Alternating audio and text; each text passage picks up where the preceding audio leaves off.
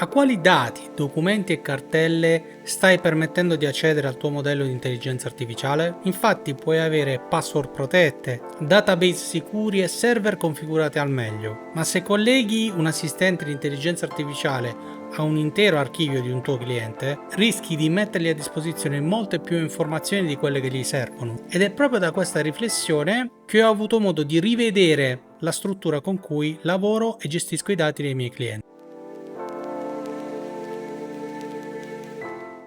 Ciao, io sono Giorgio Sanna e tu sei su Webita, guida e tutorial. In questo video voglio spiegarti brevemente e velocemente che cos'è l'AI Act. Alcuni di voi probabilmente hanno sentito parlare, discutere negli scorsi giorni che da 2 agosto l'AI Act entra in vigore. Partiamo però da una precisazione importante. Il 2 agosto l'AI Act non entra in vigore per la prima volta. Questo regolamento europeo sull'intelligenza artificiale infatti è in realtà in vigore dal 1 agosto del 2024, quindi già da 2 anni. E quello che oggi avviene è che la sua entrata in vigore, totale per certi versi, avviene proprio da questa data, dal 2 agosto 2026. Ci sono state diverse date in cui ci sono state alcune scadenze di questo AI Act del 2024, citarne alcune: il 2 febbraio 2025 competenze e alfabetizzazione delle AI, nel 2 agosto sempre del 2025 poi erano entrate in vigore altre disposizioni sempre di questo AI Act, e questo 2 agosto 2026 rappresenta una delle date principali, perché diventano in realtà applicabili ulteriori parti di questo AI Act del 2024. E la cosa che ci interessa, che prenderemo di petto in questo video, è proprio la regola sulla trasparenza e ovviamente l'attuazione di questa normativa. Facendo un attimo il recap, quindi l'AI Act è questo regolamento europeo che è in vigore dal 2024, disciplina l'utilizzo e la distribuzione di questi modelli di intelligenza artificiale. Il suo approccio è principalmente basato sul rischio. Si presuppone il fatto che alcuni utilizzi delle AI sono incompatibili con quelli che sono i valori portanti dell'Europa. Ci sono obblighi di trasparenza fatto da questo AI Act e punta proprio a alzare un po' l'asticella dell'attenzione verso trasparenza, rischi, tutto quello che concerne appunto l'utilizzo di questi modelli di intelligenza artificiale. È ovvio che non bisogna confondere poi l'AI Act con il GDPR, perché sono due cose separate. Come sapete, il GDPR riguarda la protezione dei dati personali e quindi le due normative si possono applicare correttamente e contemporaneamente, ma sono differenti. Una spinge verso la trasparenza nell'utilizzo di eventuali dati e di che utilizzo si fanno con l'intelligenza artificiale verso modelli di intelligenza artificiale, l'altro è rispettare la privacy. Quindi sono complementari, mi viene da dire. Generalmente quindi non è corretto dire che comunque l'AI Act vieta in generale di inserire dati personali, farli elaborare un modello di intelligenza artificiale, ma bisogna capire le motivazioni, le finalità, le necessità, insomma una serie di valutazioni che comunque fanno parte della trasparenza di questo AI Act e non hanno nulla a che vedere con il GDPR, che comunque rimane lì. Considerate, fatte queste iniziali considerazioni, spero di essere stato abbastanza chiaro nello spiegare che cos'è l'AI Act, come si sta anche evolvendo nel tempo e si evolverà sempre più con l'utilizzo e l'uscita di nuovi strumenti collegati all'intelligenza artificiale.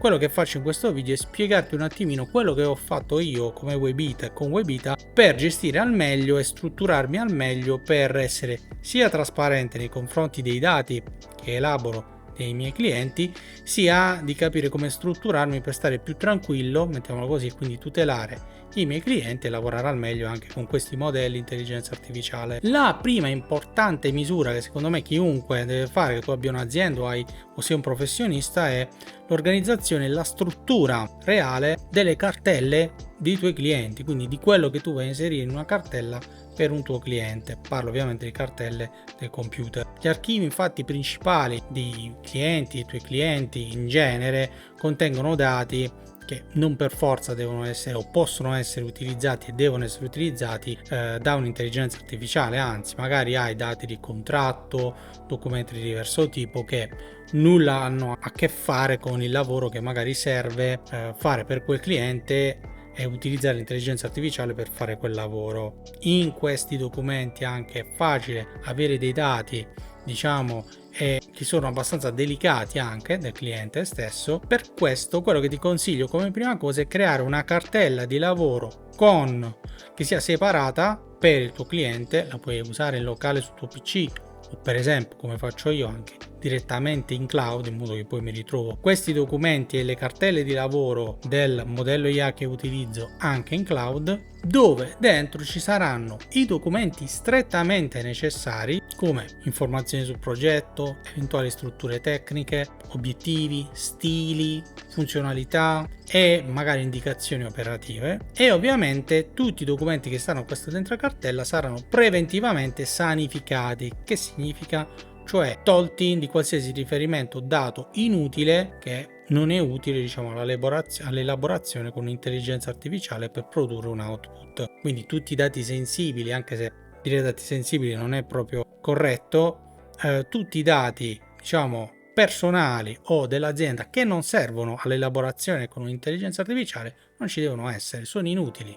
Meno dati diamo, quindi più riusciamo a essere stretti in questo senso, più tuteliamo il nostro cliente, più per assurdo, aggiungo anche questa, l'IA riesce a lavorare meglio perché ha un contesto più preciso, più verticale, senza, diciamo, rumori che magari possono essere non utili per il nostro scopo. Quindi evitiamo assolutamente di collegare intelligenza artificiale direttamente a cartelle dove ci sono tutti i documenti dei nostri clienti, perché è inutile, non ci migliora il lavoro e mettiamo solo esposti magari probabilmente dei dati dei nostri clienti. Questa prima azione non rappresenta una sicurezza in termini assoluti, però riduce notevolmente il rischio che un'IA legga dati che non gli servono, quindi informazioni non necessarie. Seconda misura, l'ho accennata prima, è la minimizzazione dei dati, cioè cosa deve essere inserito in questi ambienti AI, in queste cartelle e soprattutto nel nostro prompt, il meno possibile. Parliamo per esempio di documenti di identità che è inutile fornire, dati sanitari, elenchi completi di utenti, sono cose che non servono. Se dobbiamo infatti descrivere un progetto per un cliente non abbiamo bisogno di quel tipo di dati, oppure se proprio ne abbiamo bisogno dobbiamo ricordarci di pulirli il più possibile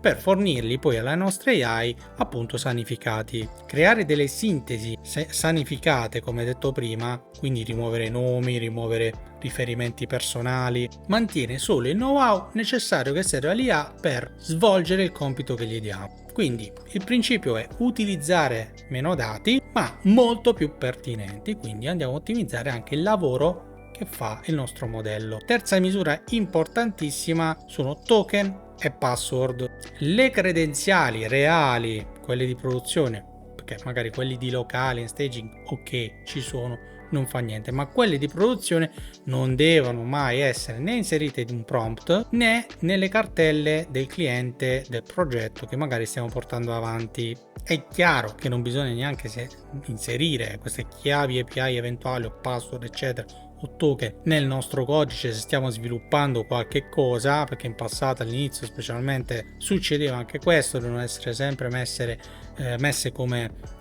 variabili d'ambiente, e i file ovviamente sensibili devono essere esclusi da eventuali controlli di revisione in ogni caso. Quarta misura, che secondo me è forse quella più banale però va impostata, è guardare nel vostro modello di AI la privacy policy come è settata. Ora io, non è un segreto, utilizzo molte volte Codex. Quando utilizzo Codex, che è collegato a ChatGPT, è possibile tramite ChatGPT non dare in pasto alle nostre, diciamo, a queste AI parte delle nostre conversazioni. Quindi sostanzialmente disattivando la voce migliore modello per tutti che c'è su ChatGPT, oltre che applicare questa modifica anche a Codex, perché da lì la documentazione ufficiale di ChatGPT dice che attivando o meglio disattivando quelle impostazioni anche Codex ne beneficia. quelle, diciamo, tutte quelle chat che noi utilizziamo non vengono utilizzate per addestrare sostanzialmente il modello. Questa tipologia di impostazione è disponibile praticamente in tutti i modelli o anche nei tool. Per esempio un altro tool che utilizzo e di cui vi ho parlato è Trae. Anche in Trae è disponibile la privacy mode che fa la stessa identica cosa delle impostazioni di ChatGPT, però ricordo ancora una volta, questo non assicura che il dato che voi inserite non venga elaborato, perché comunque nel momento in cui per sbaglio inserite un dato che non dovete inserire, mettiamo una password, questo comunque viene elaborato dall'intelligenza artificiale, magari non viene usato per addestrarlo ma viene elaborato. Quindi l'attenzione ancora una volta su quello che mettete è sempre data dalla vostra testa e come organizzate il lavoro. Quinta e ultima misura che mi viene da discutere, perché si tratta di una discussione, è assicurarsi che tutti i sistemi di produzione che utilizzate non siano collegati alla vostra AI. Che significa? Se per esempio voi avete banalmente collegato GitHub al vostro sistema di coding,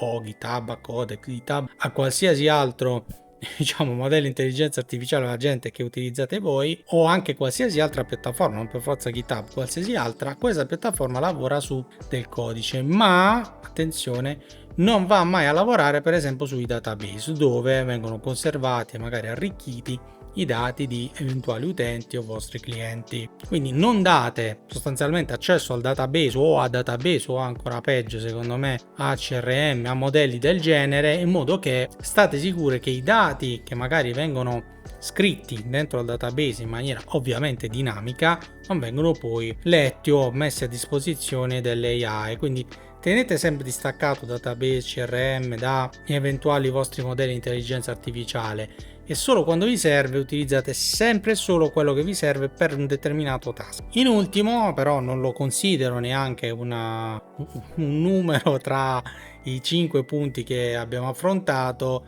c'è sopra di tutto il vostro controllo umano. Questo secondo me deve essere sempre presente, dovete sempre avere presente da adesso in poi, in particolare da questo 2 agosto 2026, il fatto che dovete prestare una particolare attenzione a come gestite i dati, a quali dati date alla vostra AI. È ovvio che infatti l'intelligenza artificiale sta aumentando di molto, e penso a tutti, anche tu che stai guardando questo video, la nostra produttività, però dobbiamo sempre ricordare che la responsabilità è sempre la nostra.